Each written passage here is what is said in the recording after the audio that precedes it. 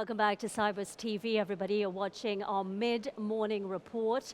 Well, as I've been saying, this is 40 years of SWIFT. It's actually the 35th. I think we've had 35 Sibos conferences, and we're going to hear a lot about what it was like 40 years ago. How did it all start with our next guest? And we're also going to look towards the future. What is SWIFT going to look like maybe in the next 40 years? And joining us to discuss all of this are Professor Dr. Max Engeli. As I said this morning, you were on the show this morning, I said you were the rock star of this community because you started it when it all began, really. And he's the founding father of SwiftFin. He's also a former SWIFT board member. And also with us is Dr. Marcus Zachariadis. And he is an assistant professor in management and information systems at Warwick Business School. And he's been researching SWIFT and its role in the financial community over the last few years. So two real experts that we've got here. Let's start with you,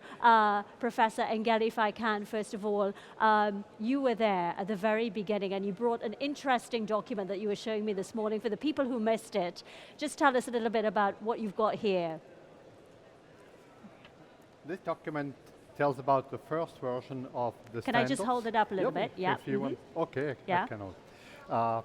Which was created actually in the year 72 to 73. In 72, a standards working group was formed.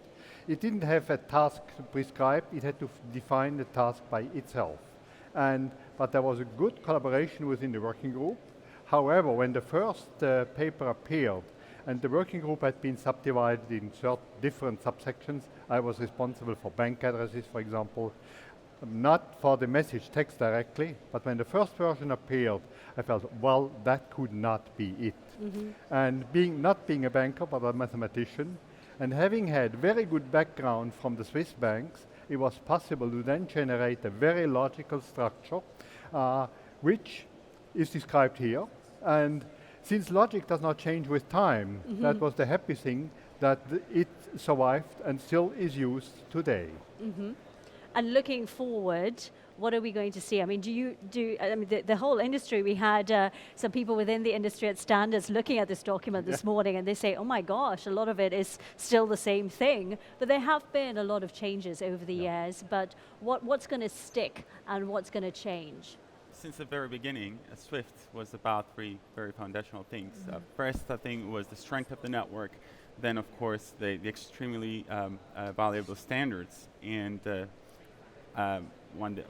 last thing, I guess, was the community itself. Mm-hmm. You know, the collaborative spirit that sort of brought people together to solve the problems in the finance industry. Mm-hmm. And this is, the same recipe that still, runs SWIFT today. And this is actually the story that we've sort of been telling in this book that we wrote with Professor Susan Scott from the London School of Economics, which is a book that we published for the 40 years. I'll grab this so I can get a closer shot SWIFT. Of it from our cameraman. So tell us about this book. It's exactly the story that I just described. It sort of tells the story of how people got together back in the 60s, late 60s, beginning of 70s, trying to solve the problems in the industry around telex, problems that they had with costs, connectivity, and sort of bringing banks together to be able to sort of exchange messages and exchange payments. Mm-hmm. So this is how it all started. And then, of course, they had to standardize a lot of things around that transaction exchange, and they had to sort of build a legal entity where the story then is known. SWIFT is a great international organization today. Mm-hmm. So this was back in the early years what we've recovered in the story we're telling. Max, you said earlier this morning that you've been following the standards industry not since 1998, but during the time you have been following things. What did you know after you started this journey that you wished you knew when you first started? What were some of the lessons, the hard lessons learned? Well, in life you always learn new things. But the very first thing was, a couple of years after operation started, banks said if SWIFT would die, the standards would remain. Mm-hmm. So that was the first sign of success in a certain way. But of course, later I was involved in other standards, also in mechanical industry, and I learned from there. And I like to cross-fertilize between the two standards, which was not always successful, because the two groups did not understand each other's requirements. But I followed standards really intensively up to 98, and then came the gap. And what about you? I mean, I think we're starting to hear this as a theme for the last 2 or 3 conferences when we talk about technology, when we talk about regulation and the future role of SWIFT. A lot of the time, the people that are sitting on the bank side are saying, you know what, we need more people that understand both technology and how you actually run a bank and what clients actually want, how we make money from running a bank, which obviously is getting tougher and tougher these days. And it's the same thing when you talk about every topic.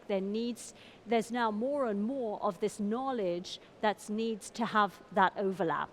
And a lot of people are finding it difficult to grapple with leaders, to find the right leaders in banking and across the community in order to do this. That's correct. You know, you need to have people that are aware both of the technological aspects and of course the business.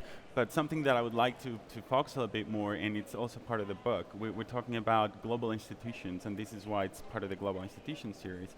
I think the more our economy is becoming globalized, is of course the regulatory aspect. They need to be aware of how local business takes place. They need to be able to explain and put in context all these transactions and be aware of regulations in many different places around the world. And in order to do that, you don't need only leaders that understand technology and business, but need to have a global perspective. And because SWIFT is a global organization, SWIFT also needs to be aware of that. And of course, they have different initiatives. I'm hearing now about Go Local and things like that that are trying to push forward. And of course, many different issues about compliance and sanctions and everything, you know, falls under the same umbrella or globalization.